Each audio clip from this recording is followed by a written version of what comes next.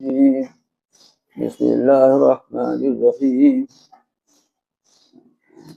يا أيها المدثر قم فأنذر وربك فكبر وثيابك فطهر والرجز فاهجر ولا تمنن تستكثر ولربك فاصبر فإذا نقر في الناقور فذلك يومئذ يوم عسير على الكافرين غير يسير ذرني ومن خلقت وحيدا وجعلت له مالا ممدودا وبنين شهودا ومهدت له تمهيدا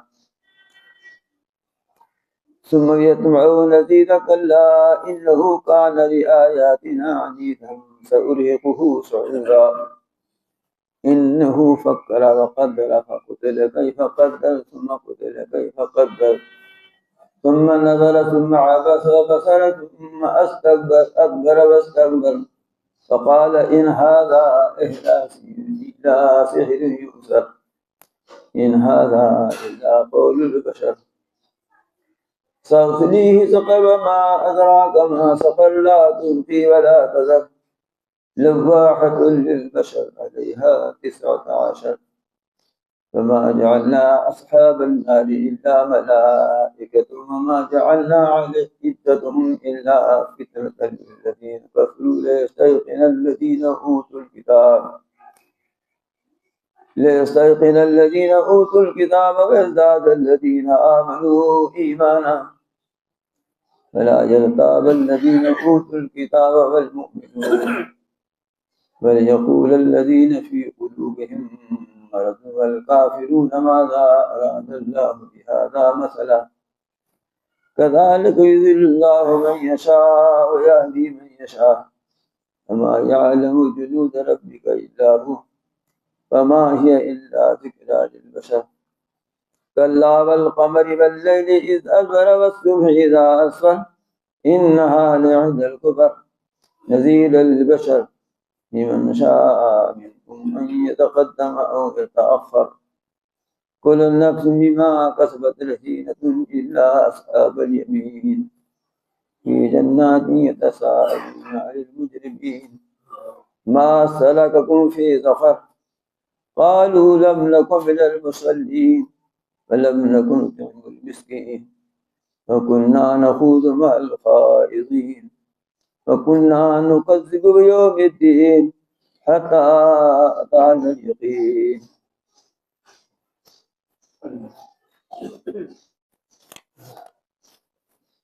فما تنفعهم شفاعة الشافعين فما لهم من التذكرة معرضين كأنهم حور مستنفرة فرت من قسورة بل يريد كل امرئ منهم يؤتى صحفا منشرة كلا بل لا يخافون الآخرة كلا إنه تذكرة فمن شاء ذكره وما يذكرون إلا أن يشاء الله وأهل التقوى وأهل المغفرة صدق الله العلي العظيم وبلغ رسوله النبي الكريم ونحن على ذلك من الشاهدين والشاكرين.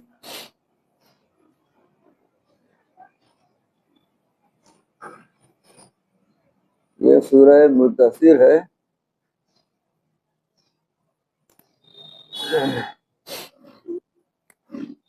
مزمل اور مدثر دونوں کے معنی قریب قریب ایک ہی ہیں،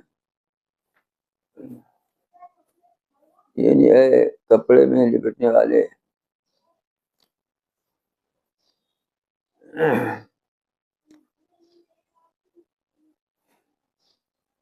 جمہور مفسرین اور سیرت نگاروں کا اس پر اتفاق ہے کہ سب سے پہلی وحی جو آئی وہ اقرا کی ہے. شروع کی آیتیں. اس کے بعد کچھ دنوں تو وحی نہیں آئی.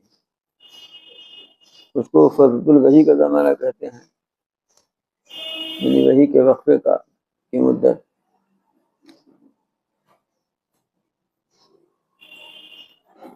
رسول اللہ صلی اللہ علیہ وسلم مکے میں کہیں تشریف لے جا رہے تھے اسی درمیان جب وہی آنے کا سلسلہ رک گیا تھا. آپ کہیں تشریف لے جا رہے تھے تو آواز آئی. آپ نے داہنے دیکھا کوئی نظر نہیں آیا, بائیں دیکھا کوئی نظر نہیں آیا. آپ نے اوپر نظر اٹھائی تو دیکھا کہ فضا میں آسمان و زمین کے درمیان ایک کرسی معلق ہے, اور تو جبریل امین وہی فرشتہ بیٹھا ہوا ہے. یعنی جبریل امین جو غار حرا میں پہلی دفعہ آیا تھا.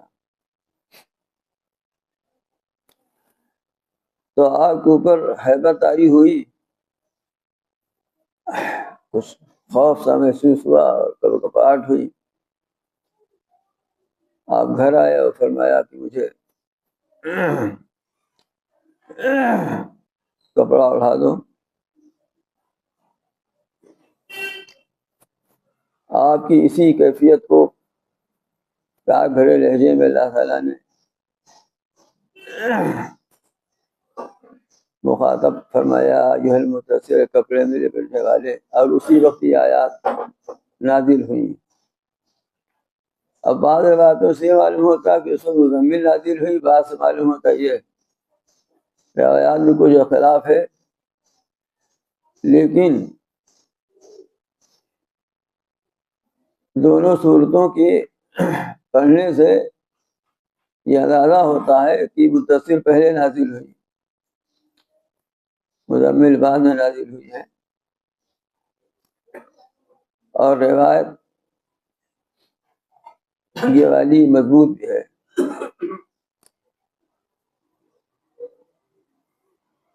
بعض روایتوں میں یہ ہے کہ یہ آیتیں یہ پہلی وحی ہے, لیکن اصل میں سورہ اقراء کی جو آیتیں نازل ہوئی تھی تو وہ 5 آیتیں شروع کی نازل ہوئی تھی, پوری سورت نہیں اتری تھی. پہلے جو پہلی سورت نازل ہوئی ہے وہ بقول جمہور مفسرین کے یہی سورہ مدثر ہے.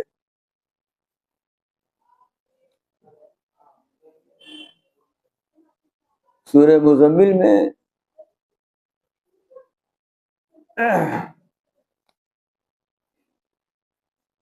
جو مضمون ہے آپ نے پچھلے ہفتے سنا,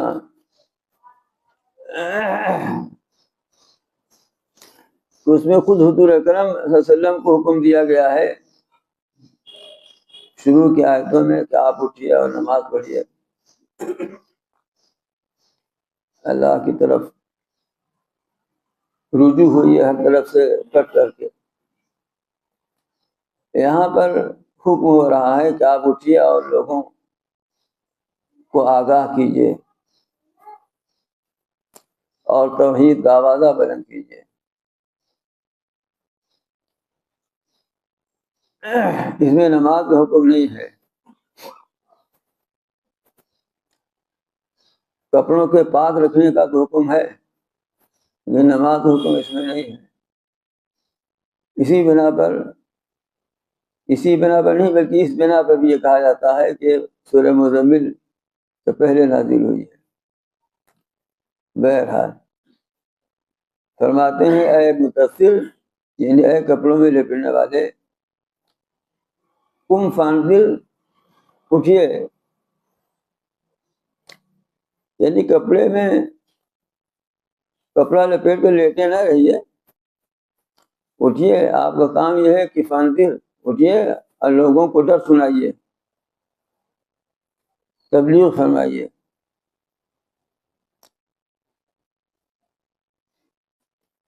یہ مطلب بھی ہو سکتا ہے کہ اٹھیے یعنی تیار ہو جائیے, مستعد ہو جائیے. فانذر اور لوگوں کو ڈر سنائیے. قرآن مجید میں بیشتر مقام پر جہاں ڈر سنانے کا ذکر ہے وہاں خوشخبری کا بھی ذکر ہے کہ اہل عناد, اہل کفر شرک کو تو ڈرائیے, لیکن اہل ایمان کو خوشخبری سنائیے جنت کی, اللہ کی خوشنودی کی. یہاں پر صرف ڈر سنانے کا ذکر ہے, خوشخبری سنانے کا ذکر نہیں ہے. علماء نے لکھا ہے اس کی وجہ یہ ہے کہ اس وقت مسلمان ہی کہاں تھے, پہلی وہی ہے. خوشخبری تو اس وقت سنا ہے جب مسلمان ہوں. چند مسلمان تھے. حضرت خدیجہ نے اسلام قبول کر لیا تھا پہلی وحی کے وقت. اور ہو سکتا ہے کہ اس وقت صدیق اکبر نے بھی یا بہت جلدی یہ آ گئی ہو تو اس وقت انہوں نے تک بھی اسلام نہ پہنچا ہو. میں کچھ کہہ نہیں سکتا صاف صاف, لکھا نہیں کیسے کہہ دیں. تو اٹھیے اور لوگوں کو ڈرائیے, یعنی وارننگ دیجیے, لوگوں کو آگاہ کیجیے اور اپنے پروردگار کی بڑائی بیان کیجیے. اس لیے کہ ہر پیغمبر کی سب سے پہلی دعوت اور دین برحق کا سب سے پہلا حکم اور سب سے پہلے ہدایت یہی ہے کہ اللہ تعالیٰ کی بڑائی بیان کی جائے, یعنی اللہ اکبر کہیے. دین حق میں اللہ اکبر کا بڑا رتبہ ہے, بڑا درجہ ہے. اذان میں یہی کلمہ بار بار کہا جاتا ہے. نماز میں کتنی دفعہ اللہ اکبر ایک رکعت میں کہتے ہیں. اصل توحید اور اصل مقصود یہی ہے کہ اللہ کی بڑائی ہی کا اعلان ہو, وہی سب سے بڑا ہے. بس یا بقا فتاحیر, اور اپنے کپڑوں کو پاک رکھیے. کپڑوں کو پاک رکھنے سے مراد وہ بھی ہو سکتا ہے جو آپ سمجھ رہے ہیں کہ کپڑا ناپاک نہ رہے. اور یہ ایک محاورہ بھی ہے, کہتے ہیں صاحب اس کا دامن پاک ہے. دامن کپڑے ہی کو دھوتا ہے نا, ہاں, اس کا دامن پاک ہے مطلب وہ باعزت, پاک باز, عفت مآب ہے.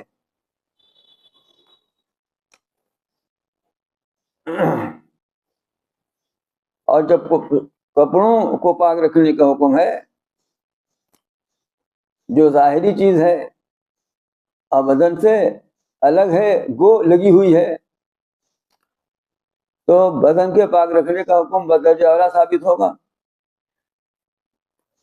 یہ تھوڑی ہے کہ نجاست میں لپے پوتے رہو, کپڑا خوب اچھا پہن لو.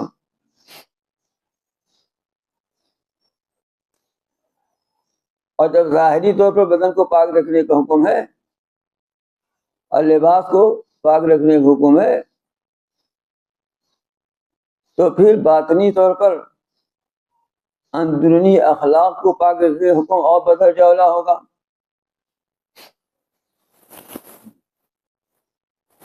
اور اس باطنی اخلاق کی درستگی میں سب سے اول درجہ عقیدے کا ہے. اس لیے آگے ارشاد فرمایا کہ ورجز افاتور, اور گندگیوں کو چھوڑ دیجیے. جلد کا ترجمہ بدھ بھی کیا گیا ہے, بتوں کو چھوڑ دیجیے, جیسے اب تک چھوڑے ہوئے تھے ویسے ہی چھوڑے رہیے. اس لیے کہ ثابت نہیں کہ آپ نے کبھی بتوں کو منہ لگایا ہو. اور گندگی عام بھی مراد ہو سکتی ہے, جس میں شرک, کفر اور برے اخلاق سب کچھ شامل ہے. اب سنیے,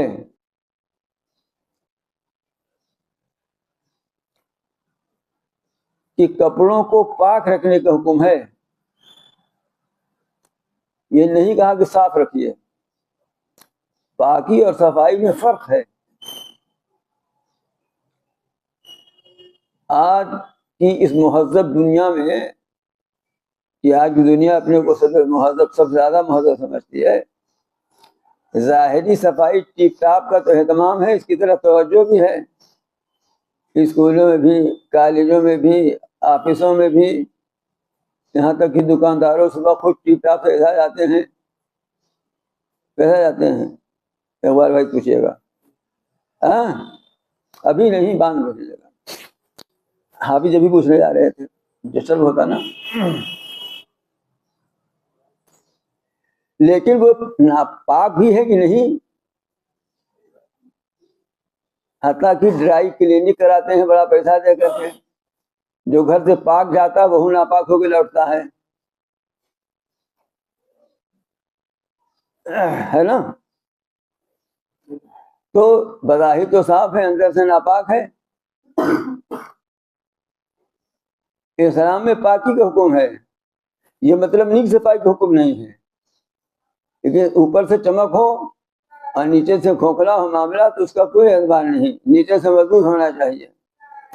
یہ پاکی کا تصور صرف اسلام میں موجود ہے۔ اسلام نے سب سے پہلے کہا اور سب سے آخر میں بھی کہا، اس لیے کہ اب تک کسی اور نے نہیں کہا یہ کہ تن بھی پاک ہو من بھی پاک ہو۔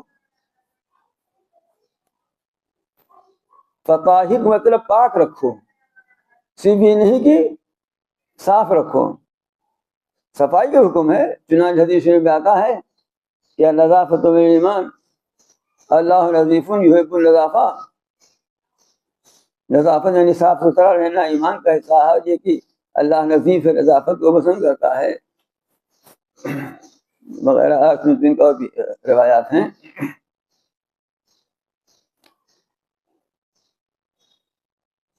تو کپڑوں کو پاک رکھو، صرف صاف مت رکھو۔ چنانچہ نماز کے لیے شرط قرار دیا گیا، کپڑے اور بدن کی صفائی اور ستھرائی کو، جس جگہ نماز پڑھی جائے اس جگہ پہ بھی پاکی کا حکم دے دیا گیا۔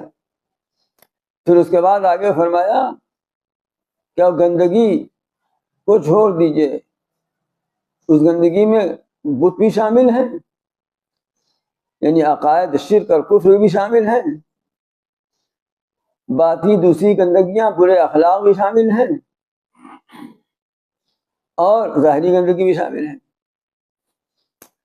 وَلَا تَمْنُن تَسْتَكْثِرْ، اور احسان نہ کیجیے کہ زیادہ چاہو، احسان نہ کرو کہ زیادہ چاہو، مطلب کسی کے ساتھ ہدیہ تحفہ سوغات وغیرہ اس غرض سے نہ دو کہ ہم کو اس کے بدلے میں زیادہ دے گا۔ ہم غریب آدمی تھے، اسے 51 روپیہ نوٹا دیے تھے، دیکھو تو مالدار خانیہ کتنا دیتا ہے۔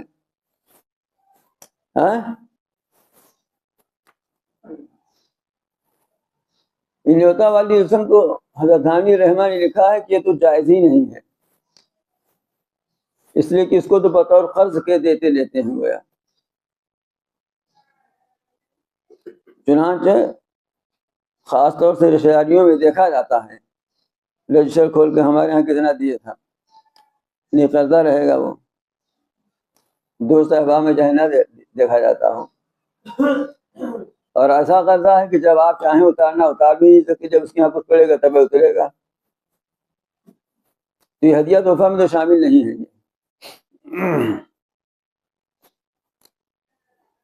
میں تو کہا کرتا ہوں جب پیسے دے کے کھانا ہے تو کہیں کھا لیں گے، بلا پیٹرول جلا کے جائیں، اور آج کل 500 سے کم کی نوٹ چلتی بھی نہیں ہے،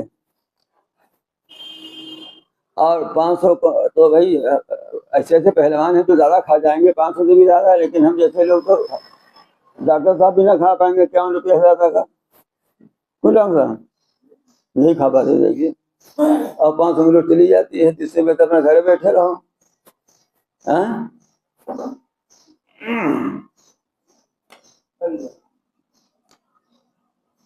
تو کسی کو اس لیے مت دو کہ اس سے زیادہ معاوضہ ہم کو مل جائے،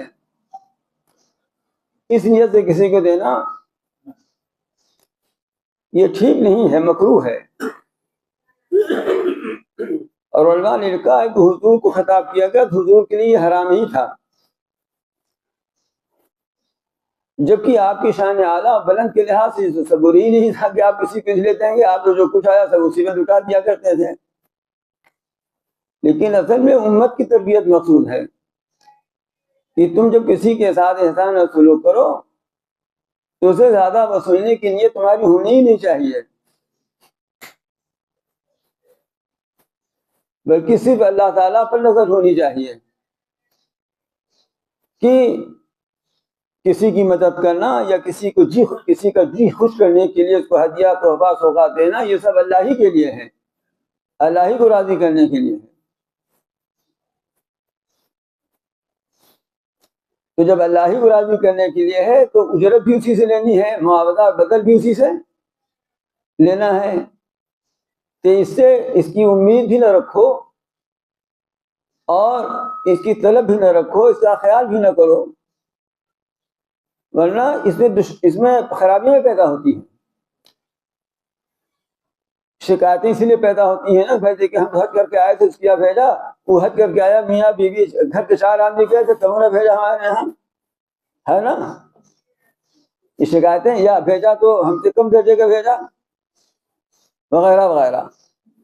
حج کا نام میں نے اس لیے لیا ہے کہ وہ تو عبادت ہے نا، اس تک میں یہ ہو جاتا ہے۔ دوستوں میں شکایت، خاص طور سے رشتہ داروں میں شکایت کا معاملہ،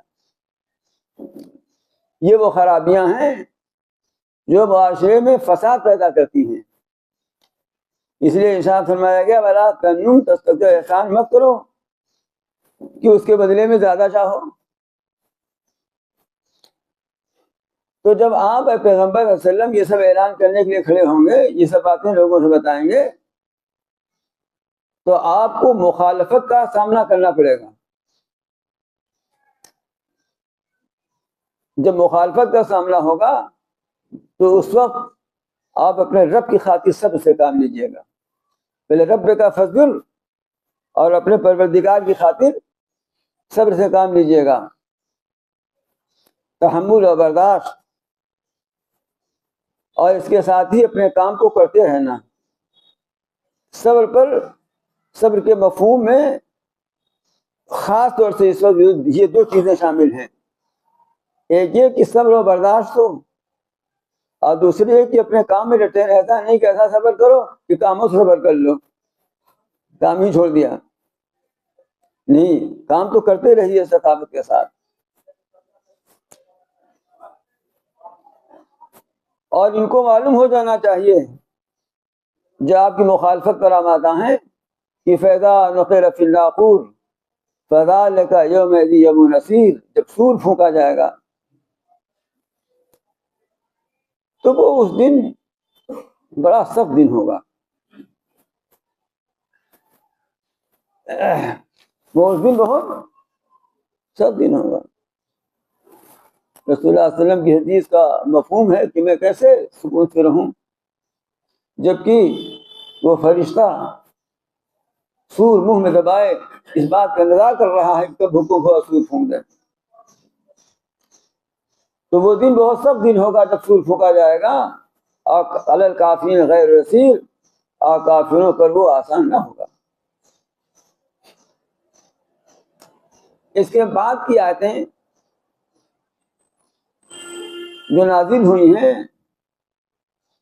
اس کا پس منظر تو ایک خاص شخص ہے، لیکن بہرحال یہ صفات جہاں بھی پائی جائیں گی ان سب پر یہ فٹ ہوتی چلی جائے گی۔ ولید بن مغیرہ ایک شخص تھا، رئیس قریش، اتنا مالدار تھا کہ کہا جاتا ہے کہ سالانہ آمدنی اس کی 1 کروڑ دینار کی تھی،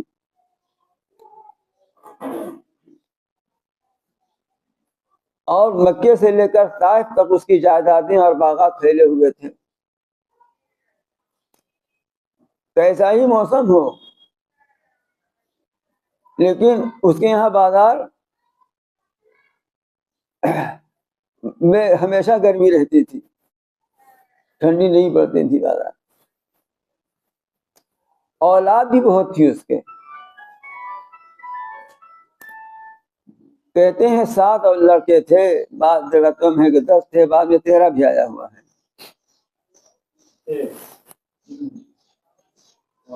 اور لڑکے بھی سب ایسے تھے کہ ان میں بڑے بڑے ہوئے۔ اس کے 3 لڑکوں نے اسلام قبول کیا۔ سیف اللہ، خالد بن ولید اسی کے لڑکے تھے، حضرت خالد بن ولید رضی اللہ تعالیٰ عنہ۔ یہ خود تو کافر ہی مارا گیا، لیکن اس کے صاحبزادے حضرت خالد تو سیف اللہ ہوئے. ایک دفعہ اس نے رسول اللہ صلی اللہ علیہ وسلم سے کچھ آیتیں سنی تو بڑا اثر قبول کیا اس نے اور کہا اس کلام میں تو بڑی تراوٹ ہے، یہ انسانی کلام ہو نہیں سکتا. بہت متاثر ہوا. قریب تھا کہ اسلام ہی قبول کر لیتا کہ ابو جہل کو خبر پہنچ گئی. ابو جہل پہنچا، کہنے کا چچا سنا ہے کہ آپ کو مال کی بہت ضرورت ہے، تو آپ کی قوم کے لوگوں نے سوچا ہے مال اکٹھا کر کے آپ کی خدمت میں پیش کر دیں. اب تو آپ جانے لگے ہیں محمد ابو بکر کے پاس، وہاں کچھ کھانے وانے کو مل جاتا ہے آپ کو غصہ دلانے کے تاکہ بڈھے کو غصہ آ جائے.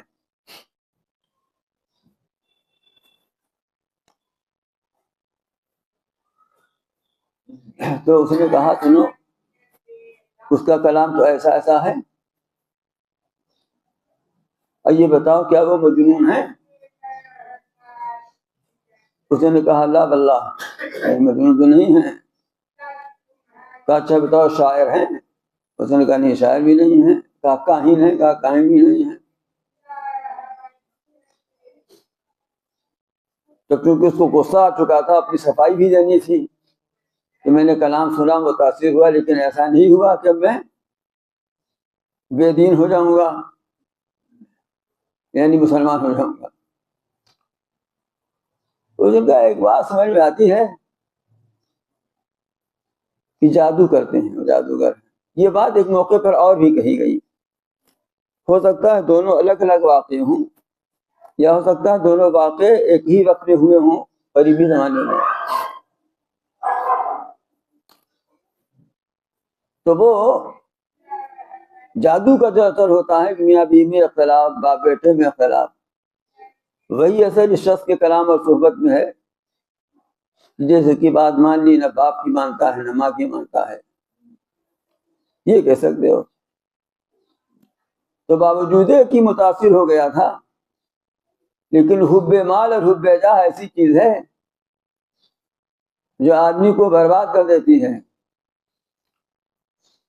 اس حب مال اس حب جاہ نے اس کو بھی جہنمی بنا دیا. مال بہت تھا. حق تعالیٰ نے فرمایا ذرنی ومن خلق وحیدا،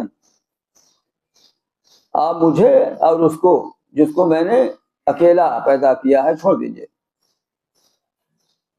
یعنی اس سے میں نمٹ لوں گا، آپ اس کی فکر نہ کیجیے. بڑا رئیس اعظم ہے، ریحانہ تو قریش کہلاتا تھا، قریش کا پھول، چھوڑ دیجیے. وحید اکیلا، اکلوتا، اس کا مطلب یہ بھی ہے کہ وہ اپنے باپ کا اکلوتا تھا، اور یہ مطلب بھی ہے کہ وہ پورے معاشرے میں اکلوتا تھا، کچھ جیسا کوئی اور نہیں تھا.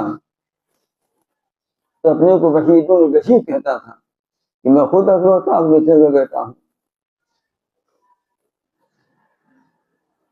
تو آپ مجھے اور اس کو جس کو میں نے اکیلا پیدا کیا چھوڑ دیجیے، میں خود اسے نبڑ لوں گا، آپ فکر نہ کیجیے. وجعلت له مالا ممدودا، اور میں نے اس کے لیے ایسا مال بنایا ہے جو پھیلا ہوا ہے، مکہ سے لے کر طائف تک، کروڑ کی سالانہ آمدنی. اور بیٹے بنین شہودا، اور بیٹے جو سامنے اس کے موجود رہتے ہیں. یہی علماء نے لکھا ہے کہ جب کسی کے بیٹے ایسے ہوں جو پاس رہتے ہوں، اس کے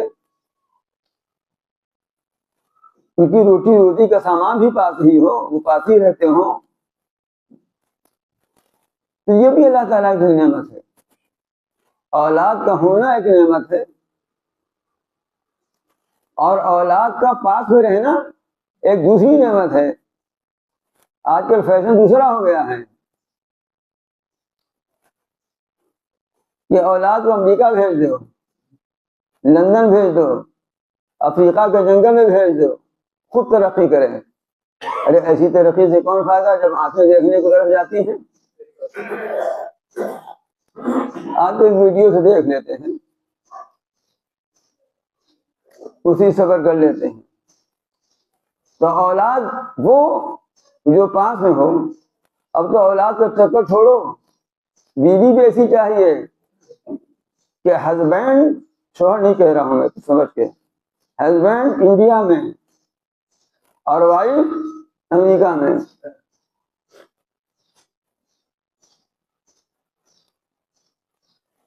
نہ پاس رہیں گے، نہ لڑکے پیدا ہوں گے، نہ جھنجھٹ ہوگی، قصہ ختم۔ سب معاملہ وائلیس ہے نا، وائلیس کیوں دیکھو انگریزی میں صحیح بولتا ہوں نا۔ ارے لندن سے ہو کے صحیح کرانے کے بعد مذاق اڑاوے کہ آتا جاتا نہیں ملا، انگریزی بولتے رہتے ہیں۔ تو سب معاملہ وائلیس ہے۔ اللہ نے تو کہتے ہیں کہ اولاد اس کو ہم نے دی جو اس کے پاس ہمیشہ شہود میں حاضر رہنے والے حاضر باش تھے اس کے پاس۔ یہ اللہ تعالیٰ نعمت گنا رہے ہیں نا، جو نعمت تھی تمہارے ہو اولاد کر پاس میں ہو کہ ایک اور مزید نعمت ہے۔ اس کا ایک مطلب یہ بیان کیا گیا ہے کہ اولاد بھی ایسی تھی کہ وہ بھی صاحب جاہلیت تھی کہ باپ کے ساتھ مجلسوں میں محفلوں میں وہ بھی جایا کرتے تھے۔ بعض دفعہ اولاد ایسی ہوتی ہے کہ ہے تو پاتی لیکن ابا کے ساتھ جانے کے لائق نہیں ہوتی ہے نا۔ مثلا آپ شہری میں دیکھیں، اپنے آس پاس دیکھیں کہ باپ بہت لائق پاک ہے، اولاد بیچاری یا تو نالائق ہے یا صحت اور اپنے جسمانی لحاظ سے وہ مجبور و محض ہے۔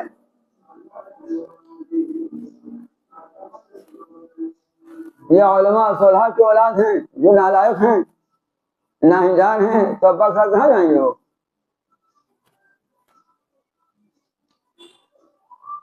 تو یہ بھی مراد دیا کہ سب اس کی اولاد اس طرح کی تھی اور اس حیثیت کی تھی کہ ان کی گواہی بھی معتبر مانی جاتی تھی کہ انہوں نے کہا ہے بات غلط نہ ہوگی۔ وَمَّهَّدْتُ لَهُ تَمْهِيدًا،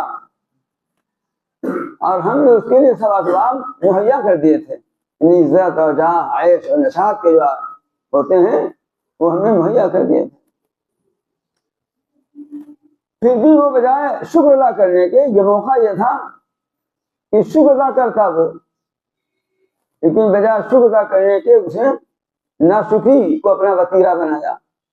پھر بھی وہ ہوس رکھتا ہے کہ میں اور زیادہ دوں، اتنا ملنے کے بعد بھی اس کی ہوس یہ ہے کہ اور زیادہ دوں۔ کہ اللہ ہرگز نہیں، ایسا نہ ہوگا کہ اور زیادہ دوں۔ إِنَّهُ كَانَ لِآيَاتِنَا عَنِيدًا، وہ ہماری آیتوں کا تو مخالف ہے، تو ہم اس سے خود نبٹ لیں گے۔ چنانچہ روایات میں آتا ہے کہ جب یہ آیت نازل ہوئی اس کے بعد اس کا مال جو گھٹنا شروع ہوا ہے تو مال اولاد گھٹتے گھٹتے آخر کا تباہی ہو گیا، وہ اور قتل ہی کر دیا گیا۔ جب اللہ تعالیٰ خود فرمانے کسی سے کہ میں سے خود نمٹ لوں گا تو پھر اس کی حفاظت یا اس کی مدد کون کر سکتا ہے؟ تو دنیا میں تو یہ حشر ہوا، سأرهقه صعودا، میں جلدی ہی اس کو دوزخ کے پہاڑ پہ چڑھاؤں گا۔ صعود کا لفظی جمع تو چڑھائی کے ہیں، لیکن روایت میں آتا ہے کہ صعود دوزخ ایک پہاڑ ہے، اس کا نام ہے۔ یہ صعود وہ نہیں جو نام رکھتے ہیں لوگ، وہ تو سین سے ہوتا ہے، یہ سواد سے ہے۔ یہ اس لیے بتا دیا، ابھی ذہن میں آ گیا، نہیں لوگ لگے کسی صعود کو چڑھانے کہ تم دوزخ کے پہاڑ ہو، وہ بیچارہ سین سے ہے۔ ہاں کسی کو آفت آئی ہو، خود سواد سے لکھنے لگے ہو جانے، یہاں سواد سے ہے۔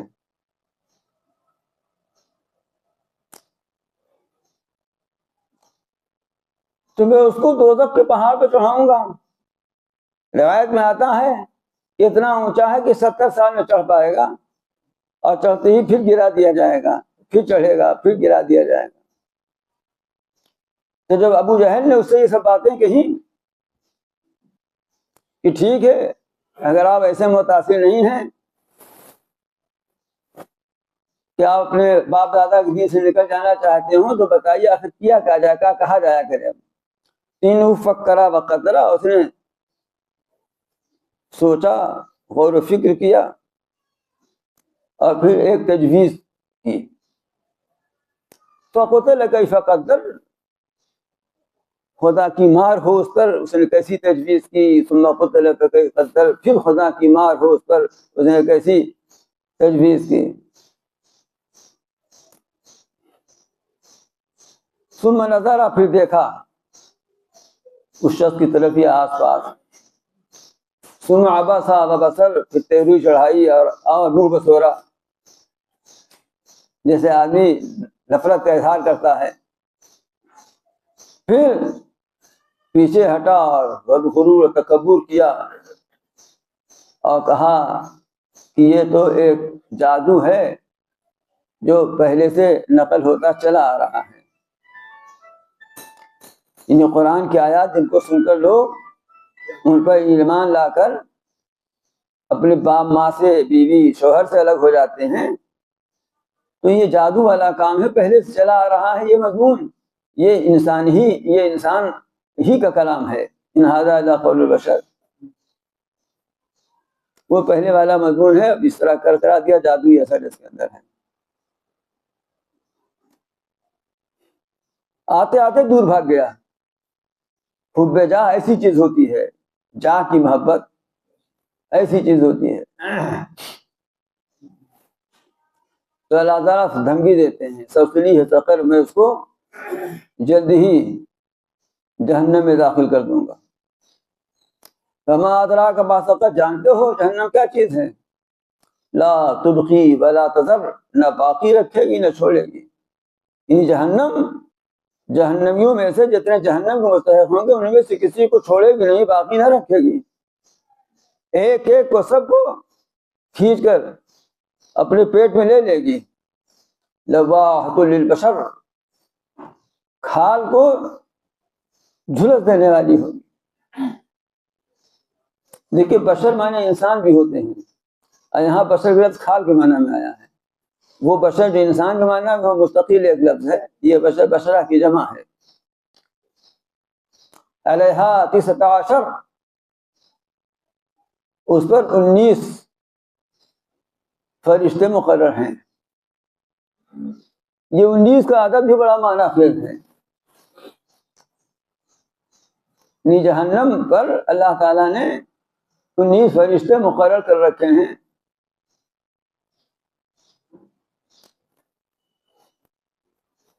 تو جب یہ آیت نازل ہوئی تو ایک بہت بڑا پہلوان تھا قریش میں، وہ کہنے لگا کہ 17 کلیپ میں اکیلے کافی ہوں، 2 کلیپ تم لوگ سمجھ لینا. اور ابو جہل نے کہا کہ کو لے لیا جائے گا، اور جسے تو ہے نا مذاق اڑانے لگے.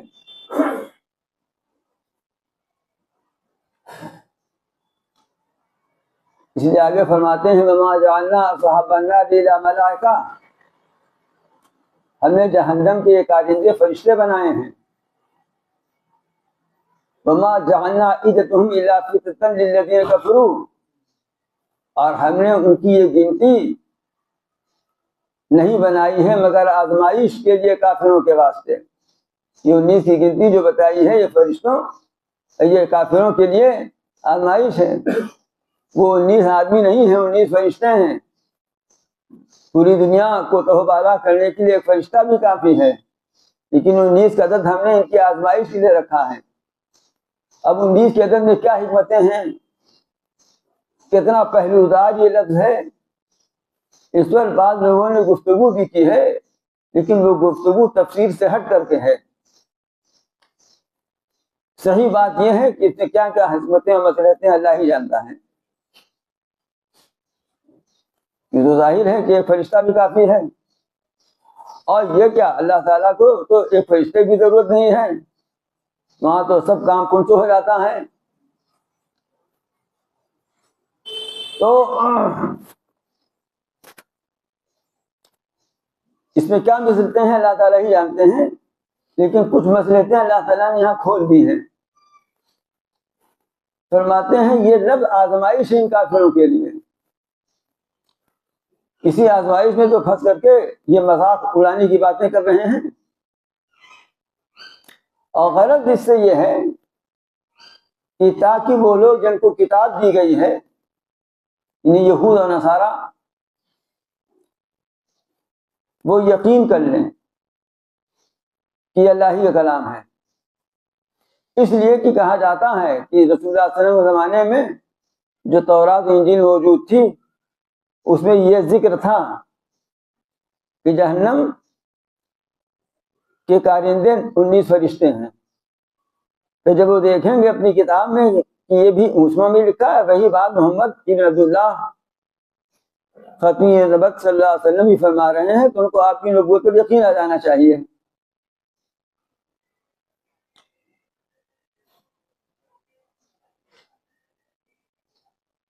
تو ان کے لیے یقین کا باعث بھی یہ ہے کہ ہماری کتاب میں تو 19 کا لکھا ہوا ہے.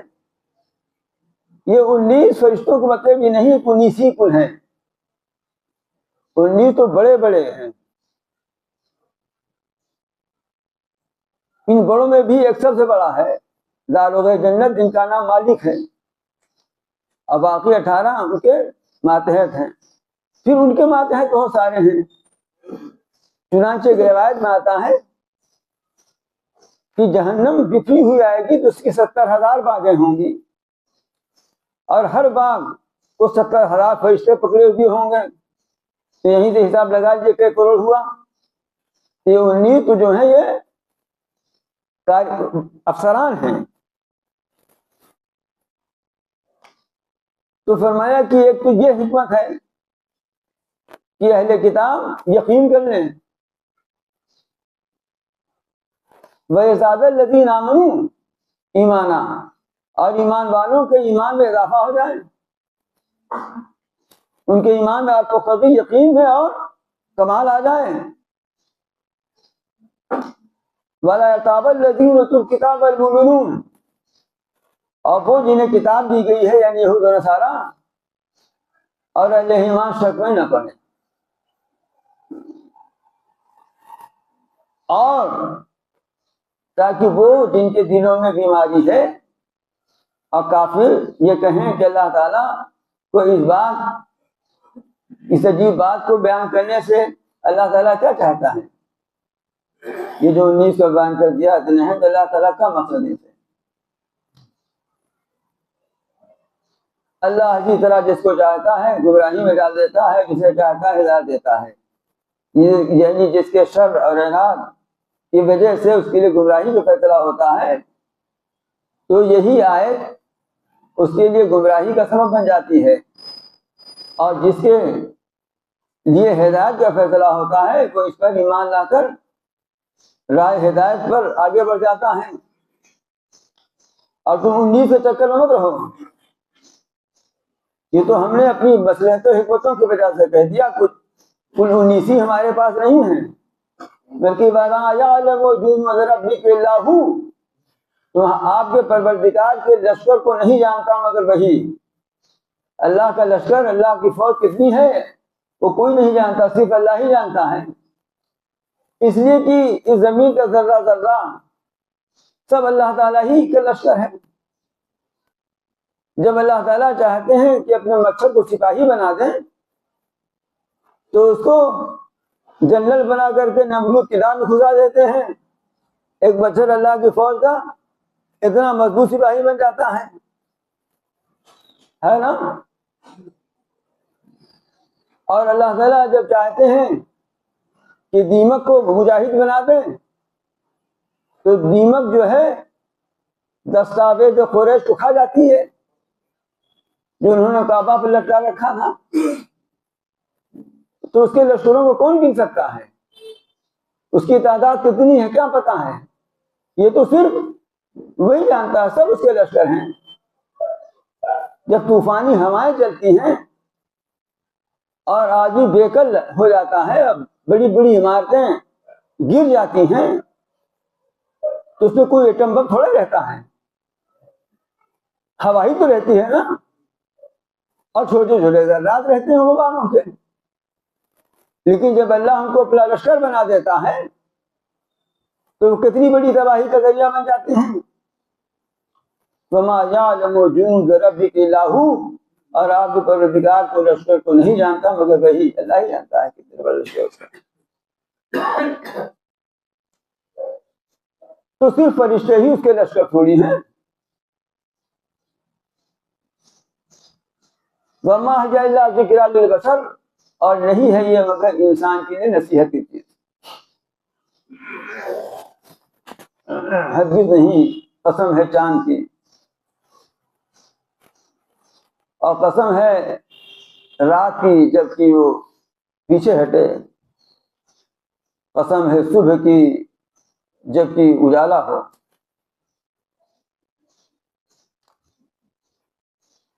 انہا لحظ الخبر، بے شک یہ انہیں جو سور پھونکا جائے گا، قیامت جو آئے گی، یہ بڑی بڑی نشانیوں میں سے ایک نشانی ہے. اللہ کی بہت نشانیاں ہیں، انہیں میں سے ایک نشانی ہے. جس طرح رات، جس طرح چاند نکلتا ہے رات کے وقت، اور پھر رات کا اندھیرا چھا جاتا ہے، پھر رات ختم ہو جاتی ہے، پھر صبح ہوتی ہے، صبح کا اجالا ہو جاتا ہے. اسی طرح دنیا کے ختم ہو جائے گی، اور قیامت جس کا تم انکار کر رہے ہو وہ صبح اجالے کی طرح تمہارے سامنے آ جائے گی. نذیر للبشر، یہ انسان کو ڈرانے والا ہے. تم میں سے جو چاہے آگے بڑھے، جو چاہے پیچھے آگے، سب کو ڈرانے والا ہے. اور ہر جان اپنے اعمال کا گروی ہے.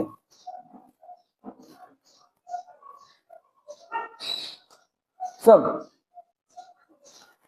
اپنے اعمال کی گروی قیدی ہیں. جو چیز آپ نے گروی رکھ دی تو قید میں ہو گئی نا وہ. اسی طرح ہم نے جو عمل کیا اس عمل کے ہم قیدی بن گئے، اس سے ہم نکل نہیں سکتے. الا اصحاب الیمین، مگر داہنے والے. داہنے والے کون ہیں؟ سورہ واقعہ میں آپ سن چکے ہیں. یعنی اہل ایمان جو جنت میں جائیں گے، وہ اپنے اعمال کی گروی نہیں ہیں، بلکہ ان کے اعمال تو نفع بخش تجارت کا سودا ہے. یہ داہنے والے فی جنات یتساءلون عن المجرمین، باغوں میں ہوں گے، بہشت کے باغوں میں ہوں گے، اور مجرموں کا حال پوچھتے ہوں گے ایک دوسرے سے.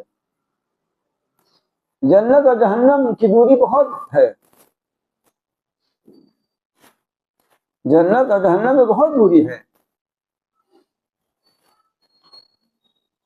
لیکن پھر بھی جنتی جہنمی بات کریں گے.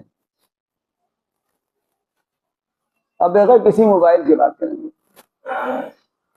اس دنیا میں امریکہ سے بات کرنا چاہتے ہیں آپ تو موبائل کی ضرورت ہے. اور 50 سال پہلے لوگ یہ بھی نہیں سمجھتے تھے. 50 سال پہلے، ابھی 25-30 سال پہلے بھی نہیں ہے نا.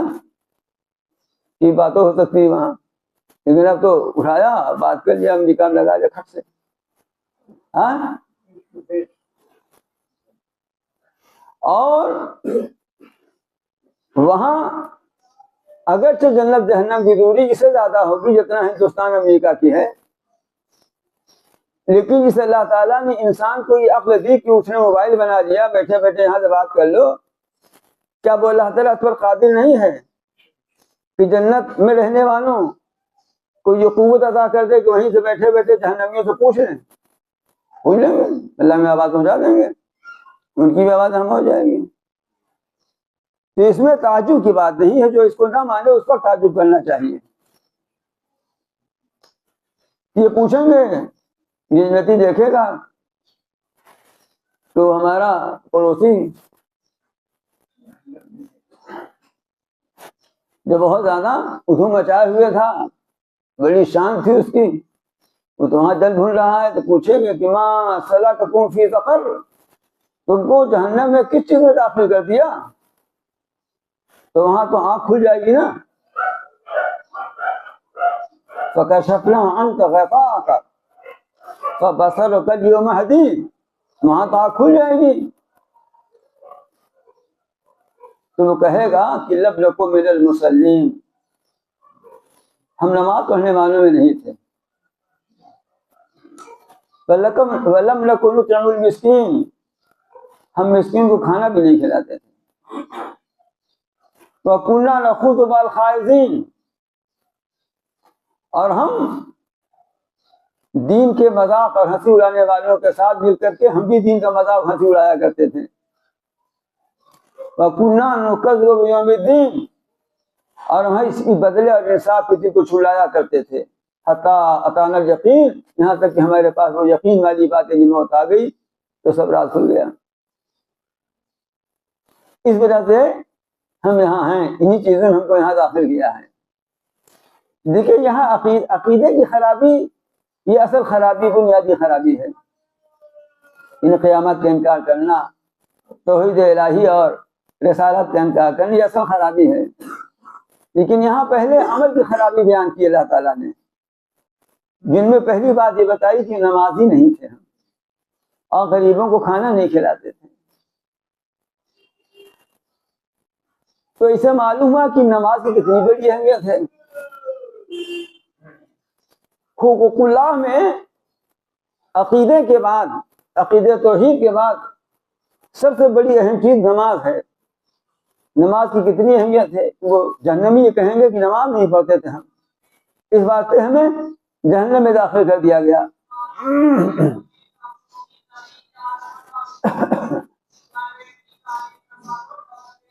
تو نماز سے غفلت اور نماز سے لاپرواہی وہ عمل ہے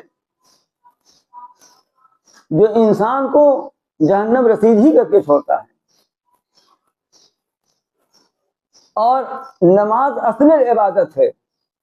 نماز کا نام لے کر اصل میں پورے حقوق اللہ کی طرف اشارہ فرمایا گیا ہے کہ حقوق اللہ کی ادائیگی ہم نہیں کرتے تھے. اور پھر غریب کو کھانا نہیں کھلاتے تھے، اس میں اشارہ تمام حقوق العباد کی طرف ہو گیا. لیکن یہیں سے اس بات کا بھی پتہ چل گیا کہ کسی غریب کو ایک لقمہ کھانا کھلا دینے کی اللہ کے نزدیک کتنی اہمیت ہے. ایک لقمہ کھانا کھلانے کا مطلب ایک لقمہ کھلائیے، بلکہ اس کی ضرورت کا خیال رکھنا. اور کھانا کھلانے سے مقصود یہی نہیں کہ کھانا ہی کھلائے. یہ میں اس لیے عرض کر رہا ہوں کہ بھائی دیکھیے کچھ محاورے ہوتے ہیں، جیسے کہا جاتا ہے بھائی اس کی روٹی روزی کا انتظام کر دیجیے. تو اس کا مطلب یہ ہوتا ہے کہ نوکری دلا دیجیے، یا کاروبار کرنا چاہتا ہے کاروبار کرنے میں مدد کر دیجیے. یہ تھوڑی ہوتا ہے کہ کیا روٹی پکا کے بھیج دیجیے. لیکن اگر کسی وقت روٹی ہی کی واقعی ضرورت ہو تو وہی مقصود ہوگا. لیکن محاورے میں یہی سمجھایا جاتا ہے. تو مطلب یہ ہے کہ ہم مسکین کی کچھ بھی مدد نہیں کرتے تھے. ہم کبھی یہ نہ ہوا کہ ہم نے کسی مسکین کو کھانا کھلا دیا ہوتا. لیکن مقصود یہی سمجھنا چاہیے کہ ایسا نہیں کہ اس کو ہے دوا کی ضرورت آپ لے پہنچ جائے روٹی. اس لیے میں کہا کرتا ہوں کہ بعض دفعہ لوگ صدقہ کرنا چاہتے ہیں اور چاہتے ہیں کہ بکرا صدقہ ہو جائے، ہے نا. یا یہ کورونا میں بہت ایسا ہوا. کورونا کے مدرسے بالکل خالی تھے، مقامی لڑکے بھی نہیں آتے تھے. اب اسی میں صدقہ کی ضرورت پڑتی تھی، جان آفت بھی تھی. میرے پاس بھی لوگ فون کرتے تھے. تو اب کہاں بکرا کھلاوے آدمی؟ بات سمجھ میں آ رہی ہے نا. تو یا یہ بعض لوگ یہ سوچتے ہیں کھانا کھلانا ہے اتنے لوگوں کو، نہیں کوئی ملا. مدرسوں کی وجہ سے ایک سہولت ہے یہ، کیونکہ غربا غریب بچے بھی پڑھتے ہیں وہاں. لیکن بعض لوگوں کی یا تو توجہ اس طرف نہیں ہوتی، یا یہ کہ وہ یہ زحمت نہیں کرنا چاہتے، یا کوئی بھی وجہ ہوتی ہے وہ اپنا چلے گئے کسی ہوٹل پر پیسہ دے دیا کتنے لوگوں کو کھانا کھلا دیجیے گا. ٹھیک ہے یہ، لیکن میں یہ کہتا ہوں کہ دیکھنا یہ چاہیے کہ کس موقع پر کیا ضروری ہے زیادہ، کیا اہم زیادہ ہے؟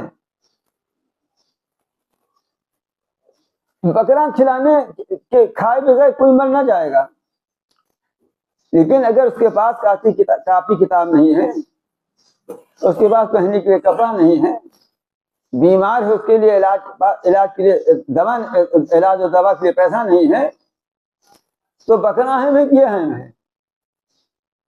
اس لیے موقع محض سمجھنا چاہیے۔ روح افزا کا بوتل بہت اچھا شربت ہوتا ہے ہم ہندوستانیوں کے لیے، لیکن آپ کو مئی میں دینا چاہیے تھا، اب آپ دسمبر میں لا کے دے رہے ہیں۔ اس موقع پہ کیا دینا چاہیے آپ جی؟ نام لے کے بتائیے۔ دیکھیے یہ ہاں یہیں سب عقل ہوشیاری دکھائیں گے یہ دیکھیے کون بولا بھائی؟ یہ دیکھیے چچا نے کی بات بھتیجی نے پوری کی۔ تو موقع کی بات ہوئی نا، یہ مثال میں نے کیوں دی کہ وہ بھی اچھی چیز ہے، لیکن یہ دیکھیے نا موسم کیسا ہے، تو ضرور اس کو دوا کی ہے، آپ اس کو بکرے گوشت کھلا رہے ہیں، ثواب بھی اسی میں جاتا ہے۔ جب کسی کی ضرورت پوری ہو اس میں ثواب زیادہ ہے۔ تو فرماتے ہیں کہ وہ جہنمی کیا جواب دیں گے کہ ہم نماز پڑھنے والوں میں نہیں تھے، ہم اس کو کھانا نہیں کھلاتے تھے۔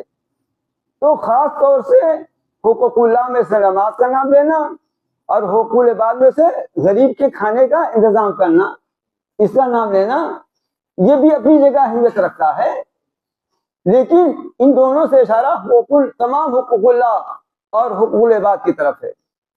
اب پھر اس کے بعد یہ بتائیے کہ ہم جو لوگ دین کا مذاق اڑاتے تھے، دین کی باتوں کا، ان کے ساتھ ہم بھی لگ کے دین کا مذاق اڑاتے تھے، یہ عقیدے کی خرابی ہے۔ اس سے تو مومن بھی کافر ہو جاتا ہے۔ ہم قیامت کو چلایا کرتے تھے کہ یہ سب ایسی ہی باتیں اڑایا کرتے ہیں، کہاں دنیا یہ برباد ہونے جا رہی ہے۔ تو چونکہ یہ کفر ہو گیا، فما تنفعهم شفاعۃ الشافعین، تب شفاعت کرنے والوں کی شفاعت ان کو کچھ نفع نہ دے گی، حالانکہ وہاں سفارش چلے گی۔ سب سے بڑی سفارش تو خود رسول اکرم صلی اللہ علیہ وسلم فرمائیں گے، پھر دیگر انبیاء کرام سفارش فرمائیں گے، پھر علماء اور صالحین اور حافظان قرآن سفارش کریں گے، سفارش چلے گی وہاں۔ لیکن ان کی جو سفارش کرنے کے لائق ہوں گے اور ان کے لیے جو اس لائق ہوں گے کہ ان کی سفارش کی جائے، اہل کے لیے، نااہلوں کے لیے سفارش، دنیا بھی نااہل کے لیے سفارش نہیں ہوتی۔ امور عظمت کے لیے جگہیں لکھنی، اسامیاں لکھنی ہوئی ہیں، اور اس میں شرط ہے کہ پی ایچ ڈی ہونا چاہیے۔ اب آپ ہائی اسکول لے کے پہنچ جائیے سفارش کرنے، تو کیا حال ہوگا؟ تو وہاں بھی سفارش کے لیے اہلیت ہے کیا؟ ایمان کی۔ اگر ایمان کی سند نہیں پاس میں ہے تو فما تنفعهم شفاعۃ الشافعین، سفارش کرنے والوں کی سفارش کو کوئی نفع نہ پہنچا سکے۔ فما لهم عن التذکرۃ معرضین، انہیں ہو کیا گیا ہے کہ یہ نصیحت سے منہ موڑے ہوئے ہیں، اور اس طرح منہ موڑے ہوئے ہیں، ایسی بری طرح منہ موڑے ہوئے ہیں کأنہم حمر مصطفیٰ، جیسے وہ جنگلی گدھے ہوں جو بتکے ہوئے ہوں۔ یہ تو گدھا ہی کیا کم ہے اپنی حماقت میں، اور دوسرے جنگلی ہو تو کیا آپ بھی کا کہنا۔ مستنفرہ جو بتکے ہوئے ہیں، فرت بن قصورہ جو شیر سے بھاگے ہوئے ہیں۔ تو مطلب یہ ہے کہ کم عقل ہیں، ایسے جیسے گدھے، اور بزدل بھی ہیں کہ بھاگ رہے ہیں۔ بل یرید کل امرئ منهم ان یؤتى صحفا منشرہ، انہی میں سے کسی شریر نے یہ کہا تھا کہ ہم تو آپ کے اوپر ایمان اس وقت لائیں گے جبکہ اللہ میاں اوپر سے خط لکھ کے ہم کو بھیج دیں کہ ہم نے محمد کو اپنا رسول بنا کر بھیجا ہے صلی اللہ علیہ وسلم، ایمان لاؤ۔ ہاں اتنا بڑا حوصلہ تھا ان کا، ان چھچوروں کا۔ تو فرماتے ہیں بل یرید کل امرئ منهم ان یؤتى صحفا منشرہ، ان میں سے ہر شخص یہ چاہتا ہے اس کو کھلے ہوئے صحیفے دے دیے جائیں۔ خط آ جائے ہم لکھ کے یہاں سے بھیج دیں گے. کلا بلا یخافون الآخرہ. بھائی دیکھیے آپ اپنے گھر کے بڑے ہیں تو آپ کے نام کارڈ آتا ہے نا، حالانکہ آپ کی بیوی، آپ کے بچوں، آپ کے پوتوں کی بھی دعوت ہے، کہ لڑکی آئی ہو تو نواسوں کی بھی دعوت ہے نا. تو کیا لکھا رہتا ہے؟ بس فیملی. کارڈ میں نام آپ ہی کا بس فیملی لکھا رہتا ہے. تو اللہ میں نے دعوت بھیج دی رسول کے ذریعہ، رسول کے نام آئی ہے، اس کے نیچے بھی فیملی لکھا ہے، یعنی کہ ساری انسانوں کے لیے اور اپنے جناتوں کے لیے بھی، آپ کی فیملی میں سب شامل ہیں. بات آئی سمجھ میں؟ کوئی کہتا ہے آپ کے گھر والوں میں سے کہ ابا آپ کے نام تو آیا، ہم لوگوں بھی نام آوے. آپ کی بیگم تو آپ سے پہلے تیار ہو جاتی ہیں، حالانکہ ان کا نام نہیں لکھا رہتا، کبھی نہیں کہتی ہمارے نام آوے تب کہیں گے. بات سمجھ میں آ رہی ہے کچھ؟ لیکن یہ ایسے کم ظرف ہیں، کہتے ہیں ہمارے نام خط لکھا ہوگا، کھلا ہوگا تب ایمان لائیں گے. اللہ میں فرماتے کہ اللہ ہرگز نہیں ہوگا ایسا، ہرگز ایسا نہیں ہوگا. ہماری کوئی غرض نہیں ہے، ہم نے رسول بھیج دیا، نہیں سمجھ میں آتا نہ مانو، کل پتہ چل جائے گا. بلا یخافون الآخرہ، یہ ان کی ساری حرکتیں اس لیے ہیں کہ آخرت کا خوف نہیں رکھتے. کلا انہ تذکرہ، ہرگز نہ ایسا ہوگا. یہ تو ایک نصیحت نامہ ہے قرآن، نصیحت ہم نے بھیج دی ہے. فمن شاء ذکرہ، جو چاہے اس کو یاد کرے. لیکن سن لو، تمہاری شرارتیں ایسی ہیں کہ نہیں یاد، نہیں نصیحت حاصل کریں گے اس سے مگر وہی جن کو اللہ چاہے. لیکن اللہ کی بھی شان یہ ہے کہ وہ اہل التقویٰ واہل المغفرہ، وہی اس لائق ہے کہ اس سے ڈرا جائے، اور وہی ایسا ہے کہ جب کوئی اس سے ڈر کر اس کی بارگاہ میں معافی مانگتا ہے تو وہ مغفرت بھی کر دیتا ہے. دعا کیجئے کہ اللہ تعالی ہماری ہی مغفرت فرما دیں، ہمارے گناہوں کی سیاہی کو ختم فرما دیں اور اس کو نیکیوں کے اجالے میں تبدیل فرما دیں محض اپنے فضل و کرم سے. ربنا آتنا فی الدنیا حسنۃ. اچھا اللہ تعالی. ربنا آتنا فی الدنیا حسنۃ وفی الآخرۃ حسنۃ وقنا عذاب النار. ربنا اننا آمنا فاغفر لنا ذنوبنا وقنا عذاب النار. ربنا لا تزغ قلوبنا بعد إذ هديتنا وهب لنا من لدنك رحمة إنك أنت الوهاب. ربنا ظلمنا أنفسنا وإن لم تغفر لنا وترحمنا لنكونن من الخاسرين. اللهم نسألك العافية في الدنيا والآخرة. اللهم نسألك العافية في ديننا ودنيانا وأهلنا ومالنا. اللهم استر عوراتنا وآمن روعاتنا. اللهم إنا نجعلك في نحورهم ونعوذ بك من شرورهم. اللهم لا تسلط علينا من لا يرحمنا. اللهم ارزقنا من فضلك ولا تحرمنا رزقك وبارك لنا فيما رزقتنا واجعل غناءنا في أنفسنا وتوكلنا فيما عندك. اللهم زدنا ولا تنقصنا وأكرمنا ولا تهنا وعافنا ولا تحرمنا وآثرنا ولا تؤثر علينا وأرضنا وذرنا. اللهم لا تدع لنا ذنبا إلا غفرته ولا هما إلا فرجته ولا دينا إلا قضيته ولا حاجة من حوائج الدنيا والآخرة إلا قضيتها يا أرحم الراحمين. اللهم افتح لنا أبواب رحمتك وسهل لنا أبواب رزقك. یا اللہ ہمارے گناہوں کو معاف فرما دے، ہماری مغفرت فرما دے. اللہ ہمیں اعمال نیک کی اپنے مرضیات پر چلنے کی توفیق عطا فرما. اللہ بہت سے لوگوں نے ہم سے اپنی خاص حاجتوں اور حاجتوں کے لیے دعا کی فرمائش کی ہے کہ اللہ ہماری یہ حاجت حاضری ہے سب کی، ان تمام فرمائش کرنے والوں کی حاجتوں کو پوری فرما دے. اللہ ادھر کئی احباب تیری جواد رحمت پہنچ گئے ہیں، اللہ ان سب کو رحمت اور مغفرت سے نواز دے، ان کو گناہوں کو معاف فرما دے. اللہ ابھی نذیر صاحب کے بہنوئی کے انتقال کی خبر ملی ہے، اللہ ان کی بھی مغفرت فرما دے اور ان کو جنتی فوزوں میں مقام فرما دے. اللہ ہمارے گناہوں کو معاف فرما دیجیے، اللہ ہم پر رحم فرمائیے. اللہ ہمیں اپنی مغفرت سے نواز دیجیے. اللہ ہمارے گناہوں کی نحوستوں کو ختم فرما کر اللہ ہمیں مقبولیت اور مدنیت کی زندگی سے نکال کر عزت و شوکت